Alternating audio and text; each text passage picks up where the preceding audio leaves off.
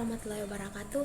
Hai teman-teman, perkenalkan nama saya Siti Mutmainah Irwan, mahasiswa aktif semester 4 dengan NPM 022722111129 dari Fakultas Ekonomi dan Bisnis, Program Studi Akuntansi Universitas Hairun Ternate.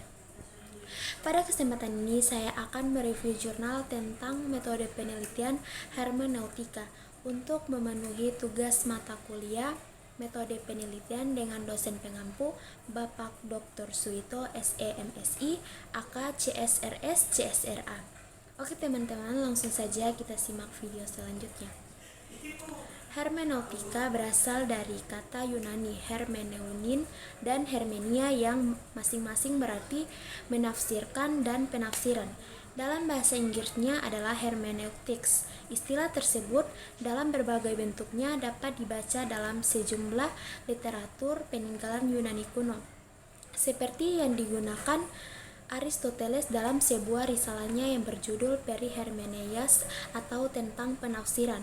Selain itu, sebagai semua terminologi, hermeneutika juga bermuatan pandangan hidup atau worldview dari para penggagasnya.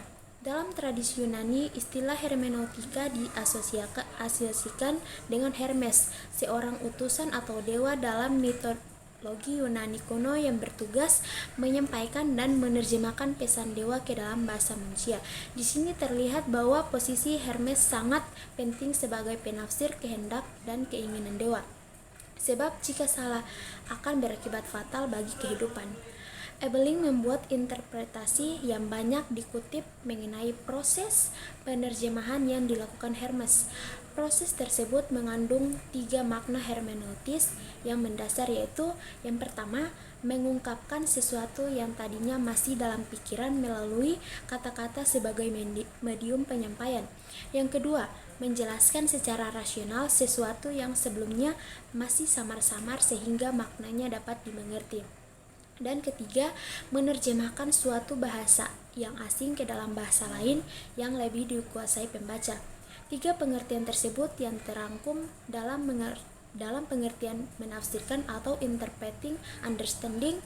Hermeneutika sebagai sebuah metode penafsiran tidak hanya memandang teks tetapi berusaha menyelami kandungan makna literalnya dan berusaha menggali makna dengan mempertimbangkan horizon yang melingkupi teks tersebut, yaitu horizon pembaca dan horizon teks itu sendiri. Memahami dengan baik ketiga horizon tersebut penting agar pemahaman dan penafsiran selanjutnya akan menjadi rekonstruksi dan reproduksi makna teks. Selain melacak bagaimana satu teks itu dimunculkan oleh pengarangnya dan muatan apa yang masuk dan ingin dimasukkan oleh pengarang ke dalam teks, sebuah aktivitas penafsiran sesungguhnya juga berusaha melahirkan kembali makna tersebut sesuai dengan situasi dan kondisi saat teks tersebut dibaca atau dipahami.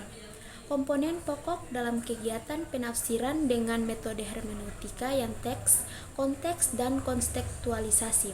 Keberadaan konteks dan seputar teks tidak bisa dinafsirkan jika kita ingin memperoleh pemahaman yang terhadap teks, sebab kontekslah yang menentukan makna teks, bagaimana teks tersebut harus dibaca, dan seberapa jauh akan teks tersebut harus dipahami.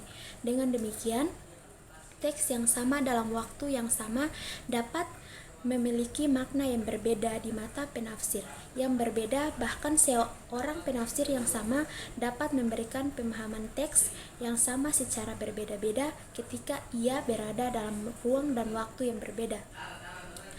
Ada 3 pemahaman yang diperoleh dari perbincangan hermeneutika, yaitu pertama, hermeneutika dipahami sebagai teknik praksis pemahaman atau penafsiran.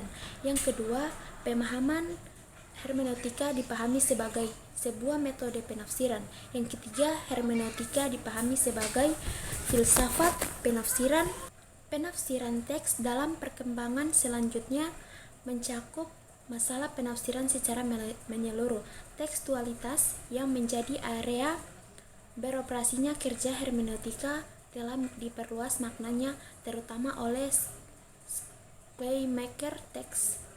Teks tidak lagi merujuk semata pada pengertian teks ajaran agama atau kitab suci, tetapi juga mencakup teks-teks lain. Definisi teks dalam pengertian hermeneutika lebih lanjut kian meluas, tetapi juga lisan dan isyarat-isyarat dengan bahasa tubuh. Karena itu, sikap diam seorang misalnya juga bisa dianggap sebagai teks karena mengundang banyak interpretasi. Adapun hermeneutika hukum menurut pendapat Gadamer merupakan proses rekonstruksi dari seluruh problema hermeneutika dan kemudian membentuk kembali kesatuan hermeneutika secara utuh, di mana ahli hukum dan teologi bertemu dengan para ahli humaniora. Dengan demikian, hermeneutika hukum merupakan suatu objek khusus, bukan tetapi hanya merupakan hasil dari sebuah rekonstruksi dari problem hermeneutika yang telah ada.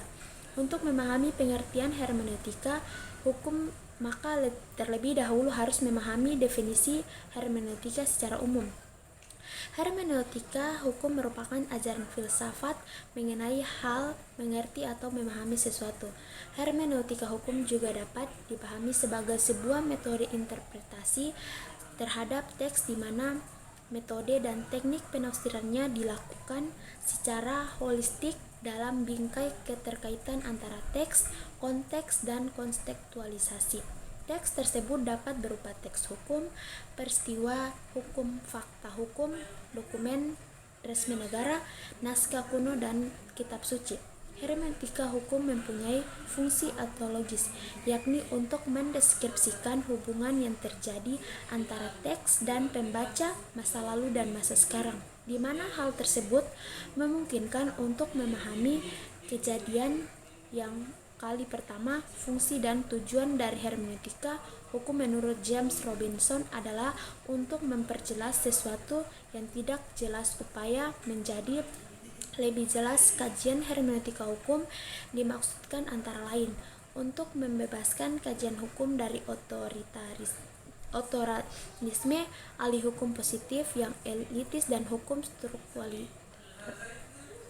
Kajian hermeneutika hukum dapat membuka cakrawala pemikiran para pengkaji hukum untuk tidak hanya berada pada paradigma positifisme dan metodologis formal saja, tetapi lebih dari itu.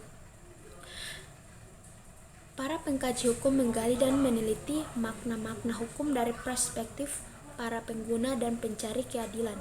Hermeneutika pada dasarnya merupakan suatu metode untuk menafsirkan simbol berupa teks atau sesuatu yang diperlakukan sebagai teks untuk dicari arti dan maknanya. Metode hermeneutika ini menuntut adanya kemampuan untuk menafsirkan masa lalu yang tidak dipahami, kemudian dibawa ke masa sekarang, atau dengan kata lain, sebagaimana pendapat Joseph Blaker bahwa hermeneutika merupakan suatu teori atau filsafat tentang interpretasi makna. Pendekatan hermeneutika umumnya membahas pola hubungan segitiga antara teks, pembuat teks, dan pembaca atau penafsir teks. Oke, baik, itu saja yang perlu saya sampaikan. Mohon maaf ada salah kata, saya mohon maaf. Billahi taufiq wal hidayah. Wassalamualaikum warahmatullahi wabarakatuh. Bye bye.